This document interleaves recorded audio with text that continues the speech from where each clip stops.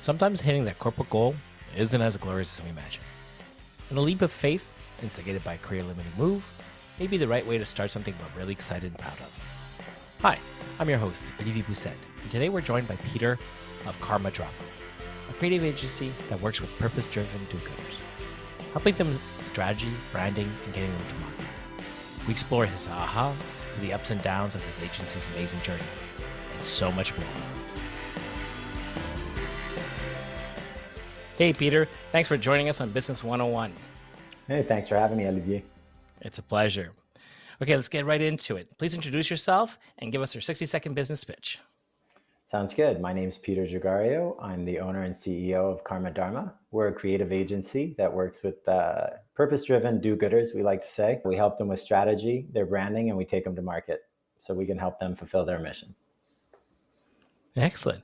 And what was your aha moment behind that? What made you sort of decide this is the agency I'm going to build? Good question. I say probably a decade ago. So Karma Dharma has been going for 5 years now. I was working with Bell Media. I had a long stint with big corporate media here in Canada. And I woke up, Olivier, and it's probably career limiting maneuver at the time. But I remember saying to our head of HR that my raison d'être, my reason for being is not to generate Bell shareholder value. And so I just knew I needed to get out of there. Had a bit of the golden handcuffs. I didn't know how to get out, but I got my shot 5 years back. And I started a place that was helping organizations who gave a shit about the world. They wanted to make a difference. They wanted to do something other than profit. So yeah, that was the spark.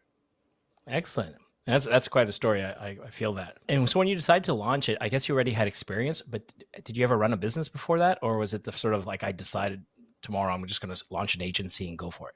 Yeah, I'm the poster child, I think, of what not to do. So I had worked with a ton of businesses, but I'd never run mine. And so I just looked at all these people throughout my career, wondering what the difference between them and I was, and I think it was just courage in a lot of instances. I didn't have the chutzpah to get out there and do it. So never had run my own business, seen a lot of business people. So I went out there without a business plan and just started calling people I know, thinking, I can do this. I've worked with a lot of agencies in my life. It can't be that hard.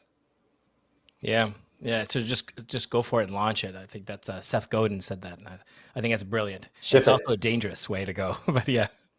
Well, it's funny.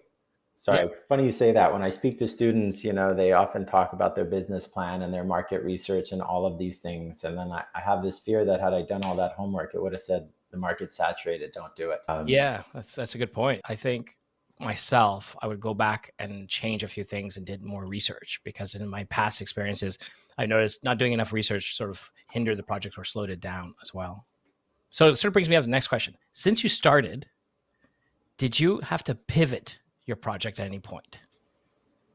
Yeah, I think COVID, we've been running for 5 years. Out of those 5 years, one in year 3, I'm 47 now, Olivier. I had a brief and fortunate encounter with cancer. So that was year 3. And then year 4 was COVID, and year 5 was COVID and occupation. That should give some people the date and time. But anyways, when COVID hit, we lost 2/3 of our business from March to April. We dropped by 65% from March to April 2020 and slowly rebuilt. We fired our largest client in the meantime, just realized we didn't want to deal with profitable jerks. I'll put it that way. Expletive-free explanation. But yeah, we decided to just focus really and hone in on the purpose-driven organizations. So a lot of charities, not-for-profits, business improvement areas, and B Corps.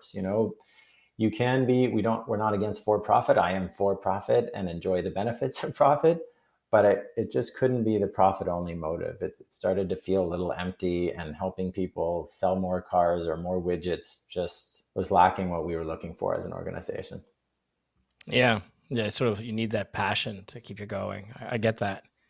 And sort of looking back at the 5 years, would you say that COVID was your biggest roadblock, your health issues, or was it something in your business that sort of hit you that I wasn't ready for this, that really caused me to rethink my whole strategy? My biggest roadblock, it's probably true for everybody. I think my biggest roadblock was myself, and continues to be, right? I get in my own way and I can't get out of it. I think up until now, and being aware of it, I guess, is a good start. A lot of our clients, it's the same thing.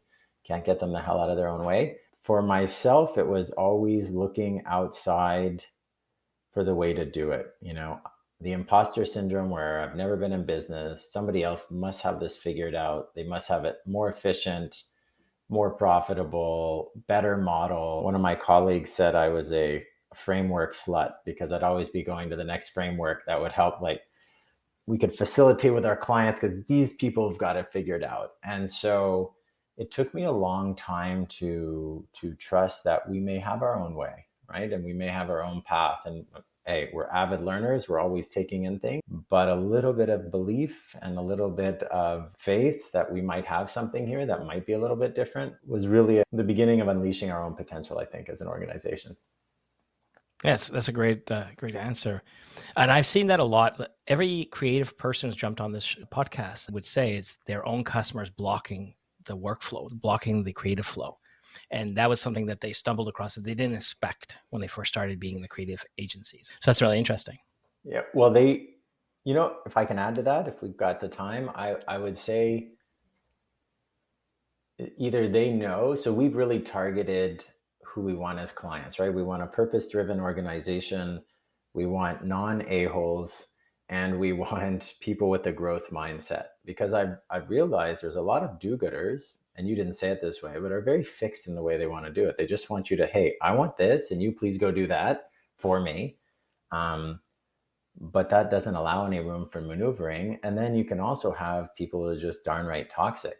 And so I'll tell you a big shift moving out of desperation and into more mission fulfillment. I've got 2 young daughters. We start a business out of a corporate career. You're like, holy shit, I got to get myself moving here. When you move out of desperation and you get rid of the toxic energy and you get rid of the people who have all the answers, if you've got the answers, then you certainly don't need us at ED.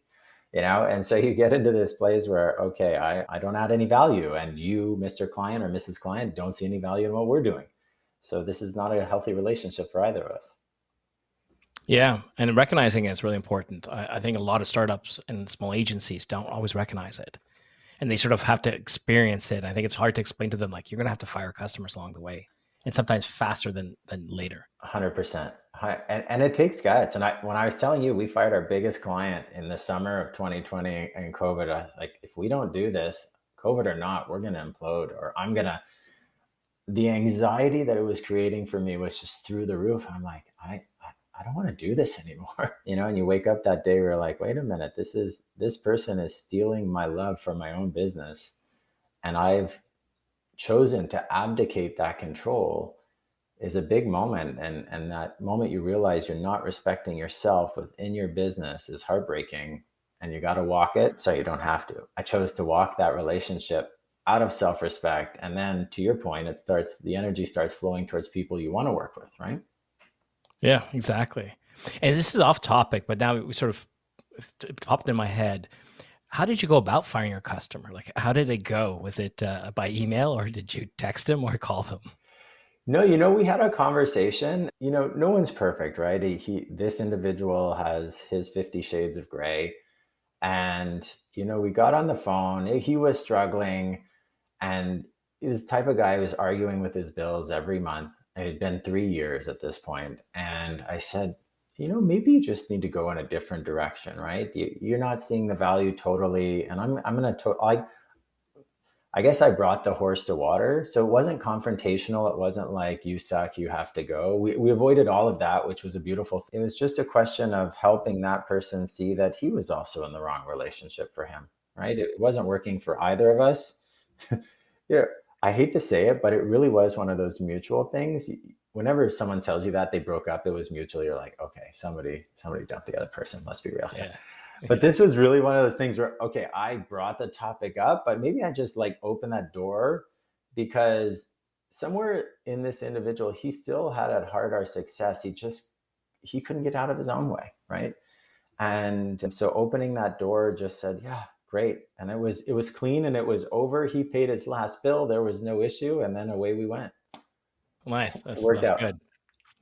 So that brings to mind, if you could go back and leave yourself a 30-second voicemail of something you should not do, What would it be? Yeah, good question. My voicemail to me would be have faith, because doubt was and can continue to eat away at me, about are we doing it the right way. And for those people who can't see me, massive air quotes here, and finding, excuse me, and finding our way, so have faith that you will find your way. Keep learning, keep reading, keep asking. I'm in a peer group, a peer CEO group. So I am always taking in new information and new ways of doing things. I would actually recommend that to anybody to get a peer group because it can be a lonely place, even within a small organization at the top where you're juggling multiple hats. So, sorry, that's longer than 30 seconds, Olivier, but I would just say That's okay. it would be have faith, and that you have the wherewithal to do it, right? Because it is a very scary thing. It's one thing to say you get up and you go, okay, let's start. Let's give her, and it's another thing to do so in a sustainable way that brings you joy. It's very different, right? And to be patient with the process, as I've done a very piss poor job at that, but I'm getting there. Excellent. Excellent. What's a learning process? It Totally. sort of leads into my next question.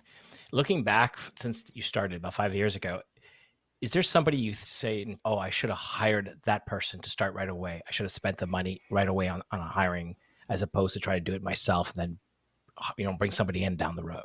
Well, yeah, yeah. I don't have one person that comes to mind, but I do have my operations manager at Nick. So we worked together for a decade at Bell, and the best thing I ever did was bringing her on early, right? So you're thinking, wow, an operations person in a small organization, we're 9 full time with about a dozen contractors. We're not a huge organization by any stretch, but she was the nuts and bolts and the glue. So my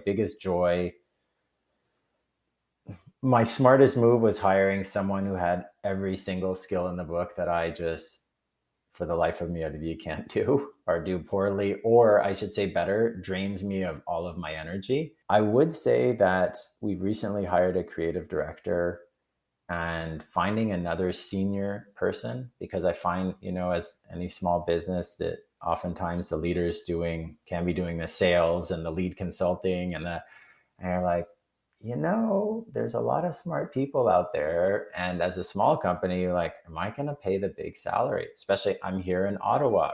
You know, you start at the government at 60K, if not more, with benefits through the wazoo. So just keeping up in this market's a challenge. But so one on the positive side, hiring an operations person was my best move. My regret, to answer your question, I think would be having the courage to hire a more senior individual, even though they cost more. Rather, I have an amazing team. A lot of them have come out of Algonquin's business marketing program. I can't say I should be a poster child for millennials. For all the people who crap on millennials, I've had nothing but a great experience. But having the courage to hire more senior people early, I think, is a good move.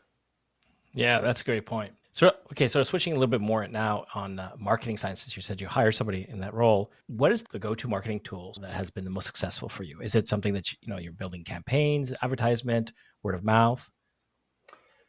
Yeah, so we're the worst at marketing for ourselves. I've talked to a lot of agency owners, and I'm not alone, but I still say we're the cordonnier mal chaussé, we're the poorly shoed cobbler. The best thing that we've done for ourselves has really been speaking engagement. So we get out there, we've spoken, done a tandem event with Deloitte, we've worked with the Ottawa Community Foundation, we've gotten in front of social enterprises, we've done a workshop in the fundraising space. For us, it's really been getting out there and paying it forward to a lot of organizations, non-paid engagements, just showing up and supplying content and helping them with their tools. So our number one would definitely be speaking, but that's mostly because we've done very few other things. So I can't say it's number one out of 100 things we've tested, sadly, but it's been the best so far. Yeah, it's funny how many agencies say exactly the same thing. So you're not alone. But word of mouth and referrals is the next biggest one. I think that's where certainly That's Canadian businesses is probably the most, right? So even your speaking engagements is people know who you are and say you got to come talk, right? I'd say everything. I mean, I do a little bit of outreach, but I would say all of our growth has come from word of mouth. But if that was the only thing that existed, that would put us out of business as an agency, for the record. So I got to go find other things. but but yeah, word of mouth has been huge. You start doing good work for good people, and then they tell their friends. all day long thus far. I think to take us, however, this is debatable, but to take us to the next level, I think we're going to have to really shift gears and put a little money where our mouth is and get out there. Yeah, that's actually a really good point because I feel that certainly you can do amazing in your territory. But I notice a lot of Canadian companies, they struggle in general. We get really comfortable in our own milieu, if you wish. 100%. I would say we've got a couple US clients, two or three, one in Toronto, but either you need to get on a bigger speaking circuit or you really need to start attacking national organizations or associations that can help you get your name out there for sure. And being a dual citizen, US and Canadian, I definitely like getting paid in US dollars for the record. But yeah, I think there's only so far we can go in Ottawa, although it's a great market for that as well. So, looking at your industry in general, what is one trend that you're really excited about or something that makes you nervous currently? Good question. I think is that switch to content. I mean, this is not a new thing, but it just seems to be where, we spend the bulk of our time with our clients is building around thought leadership and expertise and which way to do it. You can do it on things like we're doing tonight on this podcast. We've got two clients starting podcasts that we're doing with them, helping them blog or write about the topics, helping them find that time.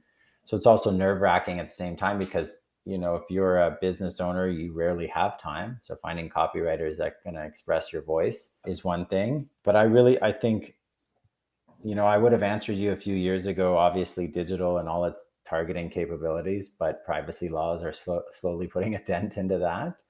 And even some of the things we're still able to do and have done in the past creeps me out. I'm in the industry, but it's also very big brother-ish, Olivier. So it's a little bit weird. I remember doing a presentation with Deloitte to charities, explaining to them how we could target them, find their friends, get into their phones. It was creepy. So that part, I hope for that pendulum swinging back to a little bit of the middle. But I'm really excited about building good, solid video and audio content for our clients, people's generalized ADD. I'm tired of hearing that analogy of humans have smaller attention spans than goldfish. It's pathetic. So video seems to be the way to go. So video production and helping them establish that credibility and tone, right? Not just the what, but how they're bringing it out there. Yeah, that's a great point. I honestly believe video is great because it's where people are consuming it, how they're consuming it. Podcasts are amazing because you go right to the person. So when people are listening, they can do it in their own time, walking the dog, in the car, at home. But I find that video is where people are suddenly want to take 5 minutes between a meeting and they jump onto TikTok or, Instagram. So I think video does have a lot of strength, but I agree in the sense that it takes away your concentration because it takes you a little bit longer to get back into what you were doing. But I personally waste a lot of time on TikTok, so I shouldn't say anything against it. All right, so switching gears just a little bit, as a business owner and entrepreneur, what is one thing that makes you really productive? My number one on productivity is deep work time blocks.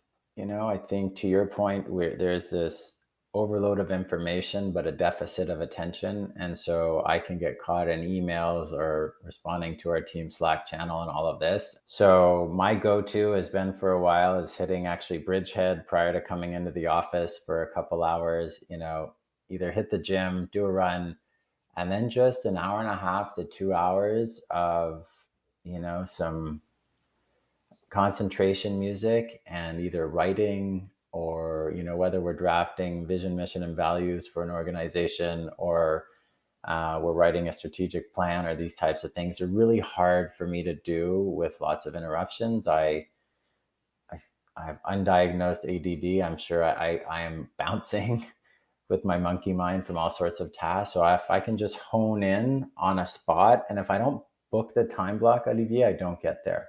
And it's the first to bounce because it's so easy to run from crisis to crisis to crisis. So that's been my number one go-to, and having the discipline to stick to it remains a challenge. But if I book it, then it's there, and preventing people from booking over it, that's another thing. But yeah, I've got it in the calendar. Yeah, that's excellent. That's a really good one. Time blocking is really important, I find, for me too, because otherwise I will just drift off and, start doing something else. 100%. It's good to know that I'm not the only one, though. All right. What is one business tool that is super important to you that really keeps you focused and productive? Right now we've switched the agency over to Asana, our project management tool for the agency. We were using interval something different before.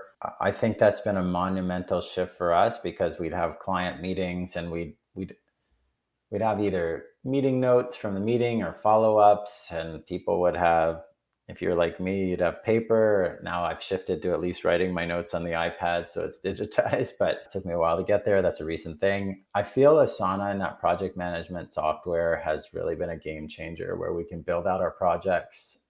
Our clients can be shared into the projects so they can have visibility 100% of the time into where things are at. We can assign things back and forth. Things don't fall through the cracks anymore, or if they do, they're still sitting there and there's someone who owns that. That's been a huge shift for us. Huge. Yeah, that's really important. I think it's finding the right software for sure that can run on multiple levels and people can understand it. Yeah, but it's funny. Yeah, we're small, but we have our outside contractors, so you can have anywhere 5, 10, 15 people in a project, and you'll have people on the client side. I just wanted to add, or maybe nuance to your point, Olivier, is sure the software, but back to something I was saying earlier, is like, how do you want to manage that project? Because we've had people in the agency work with Asana in their past agency life or whatever, and they would set it up very differently, right? So the way you're setting up the projects and how you think about things can also influence the client experience. So yes, the software, and then B, how do you want to, or first, how do you want to organize information and how do you want that client experience to roll out? And then just layer, we could have picked 10 different softwares, and Nick pulls her hair out by reviewing all these friggin' project management platforms. So I'm glad that's over for now. But less the software and more how you want to think about the client experience. Yeah, that makes a lot of sense. I find sometimes we think too much of our back end and then we try to force it Mm-hmm. down onto the customer. So I agree. Working with the customer first, seeing how they're going to experience it and how you interact. It's the same thing when you have a sales heavy organization. I find too often if administration controls the whole workflow, it doesn't translate very well for sales or to the customer, and vice versa. So it's something that has to find balance. And I think there's a lot of work that goes into that. So It's funny you I say can, that. The best, I remember when I went back to business school, the person he was talking about information technology, and he said the best CIOs at any level are not technology people. They're business people using technology for solutions, but they were business first, right? And to your point, it's software is not going to magically friggin' wake you up and then you've got it all figured out, right? You have to have that client experience and how you want to work to organize the information first, and then we'll find there's a million tools that can work. I could have picked other ones and it would have been, it's a very yeah, it's different true. approach. Yeah, it's a really good point. So a little bit of a switch of a gear, something that I get asked a lot. Did you have a mentor when you started this? Did you have a mentor group you would go to? I know you mentioned a peer group, but did you ever have a mentor or business coach? I did not go the business coach route. I remember speaking to the former director of the executive MBA program at Telfer, and he was like, Peter, some people, I was early on in the business, he's like, some people have a go-to person. And I found, this is his words, he goes, I found that having a mentor posse always worked better. It's like having like this group of people with different opinions and different life experience. So 2 years into the business, with that in mind, someone approached me to join Tech Canada. So there's Tech, the executive committee, and then there's EO, similar type organization, small pod of 15 to 16 CEOs that get together monthly with the speaker series and issue processing, right? All these people could bring their garbage and this is what's going on, and left, right, and center, they could bring it there. And, for me, I'm still in it 3 years later, and that's been the biggest game changer, both from a constant influx of anything you could think about your business, whether it's culture, whether it's finance, whether it's M&A, whether you name it, we've covered this topic. But also the bigger point is watching all these people process their issues, whether it's in HR, whether it's expansion, whether it's new products. It really doesn't matter. You just realize that we're all living the same shit. We're all we're all going through these same things. Nobody's got the answers. And one of my buddies who introduced me to the group, he's like, Peter, now that you're in, you're gonna figure out nobody's got it figured out. you're good, dude. You're good. Don't worry about it. You're good. So it took a little pressure off because I still, I sit with the title next to my name and I use it mostly just because it opens doors. It makes me feel somewhat awkward because not that I haven't earned it, I guess, but not, I don't know, it feels superficial at times. I just want to have a conversation and it creates hierarchy in these conversations. I still feel I got a while to go to earn that title, but I'll tell you on LinkedIn, I'm glad to have it because people respond a lot quicker than they do when you have like assistant. That says a lot about society. But anyways, my group has been phenomenal to my growth and the people that they've introduced me to and the speakers that I've been able to follow up with and speak to. It's just opened a lot of doors and reduced a lot of blood pressure. Nice. Yeah. That sounds like it. Keeping with that theme, then, because that works for you, do you have something in place for your team, like an emotional, physical wellness program or anything? Well, we're working towards our policies. What we spent a lot of last year was bringing in coaching into our culture. So at two levels, Olivier, it was I wanted to really bring, I think what's going to differentiate us or what does is that we want the experience for our clients, and I'll come back to my staff in a second, to be both transformational for the organization as well as for the individual. Because imagine you're engaging with us and it's something where you're growing as a person as well as helping your company. Is there a way we can meet somewhere in the middle of, strategic consultants and creative shop and coaching, which is not what we do, but somewhere in that middle, so we're both holding space for the individual and the organization? Well, to do that, we have to be able to own a coaching culture within Karma Dharma. And so we've brought in a coach. We're about to start a new program and we've really offered that up. So, what is it that can help us stay curious a little longer, a little more empathetic in how we treat each other and how we see the day to day, keep us a little more human? So, that's been a big focus of ours. As far as the wellness per se and policies, we're not quite there yet, but we're really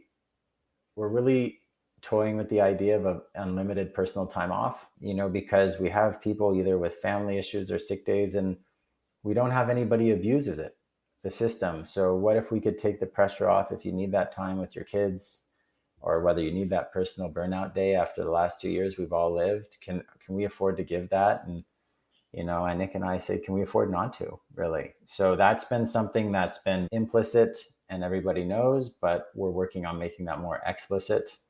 It's not a silver bullet, but I think creating an environment where people feel included and they belong and they can take the time they need when they need it. And there's not this ridiculous fake pressure to show up and flex on the daily about how many hours you've been jamming in, which is ridiculous. But so, yeah, we've been shifting. We've always had that in our nature. And now we're really documenting it as the team grows. Yeah, that's really interesting. That's a great point. I asked that question because it was something that one of the guests had brought up, what they did. And I was kind of really surprised. The conversation swung around where more and more people are talking about it. And it really does have a positive impact for a lot of employees. They know that they can count on their team, they can count on their employers, they can count on the management team to take it seriously how they feel. And I think that wasn't the case like 10, 15 years ago. Like if you felt down, you kept it to yourself. Whereas today, I think it's a lot more open to say, okay, I need time off for myself. And companies are a lot more open to understanding that. Yeah. And I think, isn't it a beautiful feeling if you're going into work and these people have your back? All of a sudden, I mean, it's friggin' basic, but it's human nature, right, Olivier? We've lost touch. We've set as goals for ourselves that we want to be the beacon for organizations in the future, right? We want to be the example or an exemplar for how companies could and air quotes should be run, right? About the role they can play. There's a great book, not the one I'm going to recommend, but Reinventing Organizations by Patrick, which just talks about the evolution of the role of organizations in our society and what they can be for people. And really air quotes should, I hate the should, but the role that they can be respectful of their people, be purpose driven and still generate a profit and in that order. So yeah, there's a real opportunity for that, and I think we're just coming back to where we should have always been, so to speak, as we shift out of the post-industrialized world view of hierarchical organizations and shifting into something that's a little bit more holistic and human. Feels good. Yeah, it's really well said. All right. So you just opened a door for my next question. That's perfect. What is one book, a business or non-business, that really had a positive impact on your business? So that was hard to pick, when you sent over the questions. I was like, it's hard. The one I've really gravitated to of late is Beyond Entrepreneurship by Jim Collins. So wrote Good to Great and Built to Last and all of those. And what I love about it is that fact. And I actually, this in conjunction, and I read them back to back with The Infinite Game by Simon Sinek. And they were both talking in different words about people, purpose, and profit. They had different approaches to the three, and I've mentioned it a little bit today. But what I really loved about Beyond Entrepreneurship was pulling from the aggregate research of what's worked. It's not just, hey, this is my opinion. You should go hug a tree and do some good out of you. The world needs it. It was really taking a look at performance-backed research as well about purpose-driven companies. And it gives you a toolkit to really dive in and get into your true essence about why you wake up in the morning and why you do what you do and why people should give a crap about what you do. And so I would recommend it to anybody. It really does open that door, even if you're a little bit skeptical and you're thinking it's a little bit woo-woo new age stuff. It really isn't. The data backs the fact that if, good research, fine, but if you start with the heart and why you're doing what you do, and it gives you, framework alert here. It gives you the framework to kind of just map it out for yourself in a super simple, plain English, not this crazy MBA framework stuff.